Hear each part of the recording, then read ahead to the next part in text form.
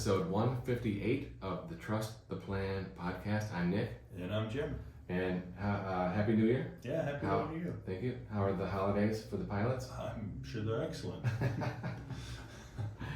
And I'm sure that Michigan won the TCU game. Yeah. Right? I'm sure. And by this time we'll know what happened in the national championship. Yeah, exciting times. Let's just assume they won. So we're really happy. Yeah. It's been 25 years since we've done this well, right? Yeah, we're due. All right, so what are we talking about today? We have a case study we want to kind of dive into. So someone came to us a couple months ago and they said, I'm considering retirement at the end of the year, and I have an advisor at the bank, and they said, actually they didn't say that. It wasn't until afterwards, right? He was kind of holding that in his back pocket. Mm-hmm. He said, I'm interested in retiring, here's all my stuff, right? So we built the plan, a plan that you can trust, and we basically said, look, you can retire with confidence at the end of the year. We feel like it's a bulletproof situation, like 100% probability of success with our reasonable conservative assumptions. Yeah. Okay. And he's like, I can't believe it, right? He's like, this looks great. And the reason why he was responding that way is because it turns out he had an existing relationship with an advisor at the bank. And in that relationship, right, he brought his info to the other advisor and said, can I retire at the end of the year? And the other advisor said, no, doesn't look good. He said no. Withdrawal rate's too high. Withdrawal rate is too high. And that is true for the first couple of years, right? But last week, what did we talk about? Social Security and Social Security delay, right? And so with this case study, they were delaying Social Security because they're not 62 yet, right? So if you're 59, you know that you've got 3 years until you can elect Social. So for those 3 years, you're certainly above the 4% safe withdrawal rate. Yeah.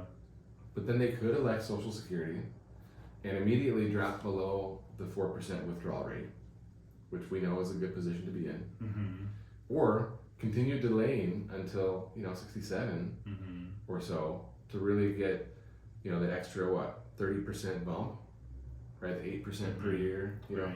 You get 30% more at 67. Puts a lot more pressure on the portfolio between 59 and 67, but it's temporary. That's the whole point. Yeah. I mean, it's a classic case of not really looking at all the factors, right? There's major assumptions that were overlooked to come up with that conclusion, because you really have to look at everything. When you turn on the Social Security, then what does cash flow look like, and so on. It just reminds me of how planners don't plan. I mean, I have so many names that I can call this guy, but I'm not going to do it. Okay. Yeah. So let's just say some planners don't plan, and let's think about this client from how we're in January now. Okay. This guy's retired. He's got a great plan. Yeah. If he followed the other advice, he would literally be working for free for the next 2 years based on the way the situation worked out. Right. Okay. So the planner, right, the advisor, whatever you want to call him, I'm just really skeptical of the skill set here, because it's like a back of the napkin plan. Yeah. Didn't take into consideration some of the most basic stuff. The most basic stuff. Yeah. And then, look, the bank advisor, right, his incentive is to manage the money, right? So I don't know. I mean, we think about the fiduciary, right? So look, as a fiduciary, we recommend what is in the client's best interest always, okay? So you have to think about this from the retirement point of view as well. This is like a fiduciary thing. There is a conflict of interest, because if I recommend that he retires, we stand to manage that money and have increased revenue. So there is, by definition, a conflict of interest, okay? But we are presenting fair and balanced projections and assumptions so they can make the educated decision. Yes, I do want to retire, and yes, I am choosing to hire you on an ongoing basis, okay? So let's lay that out there, right? Mm-hmm. Well, at the bank, it's the same situation, okay? Right. But he wasn't even like trying to make it work, right? That's the weirdest thing. Yeah. It's such a slam dunk, but they left the money on the table. Yeah.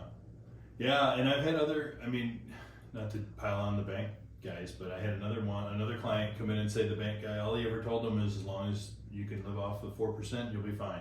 That's all you need to know for your retirement plan. He just boiled it down to that alone without taking in any other variables. That's all we need, right? Yeah. What are we doing here? What are we doing? Right. Well, I mean, the case study we started with here is a perfect example of that, right? What are we doing? We just gave this guy peace of mind. We gave him the freedom to be able to retire today if he wants, and live the life he wants to live, the retirement he wants to live. Mm-hmm.